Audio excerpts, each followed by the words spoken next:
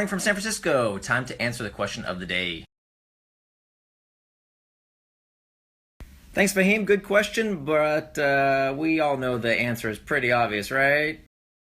It's obviously this crazy website called United Nuclear that sells uranium ore fragments online, because who doesn't need some uranium ore fragments?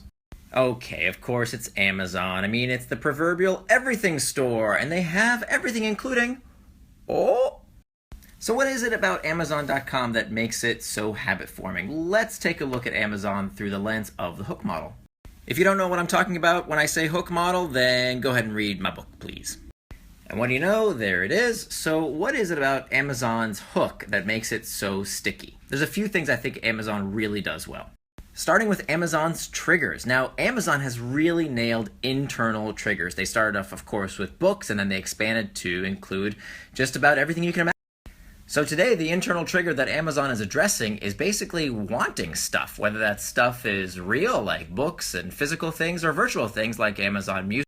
As well as through their Prime subscription, now you can get movies. They're a big competitor for Netflix as well. So Amazon's strategy has really been to provide a solution to pretty much anything you want, to the extent that they'll even show you ads for where you can buy the same product somewhere else. That's pretty amazing. How many websites are so committed to forming a consumer habit that they're willing to advertise for their competitors? And that all has to do with the fact that they want to create this association with the internal trigger of wanting things and their solution, Amazon.com.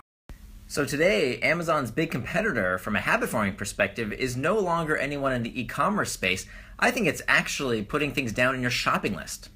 Today, Amazon wants you to just go ahead and put something inside your Amazon cart or save it for later in your wish list, then writing it down on a piece of paper. And that's where Amazon wins. So that's a bit about how Amazon really nails the internal triggers. There's a lot more they do right. I mean, I could go on and on about how they've nailed actions. I could go on and on about how they've made the actions tremendously easier. Look at their dash buttons. Look at the easy checkout process that Amazon implemented. Look at their move into the Internet of Things with Alexa. I mean, how amazing is that? Is that going to make the process of ordering even easier? Heck yeah, it is. Of course, variable rewards is the act of actually shopping around, right? Scrolling is all about rewards of the hunt.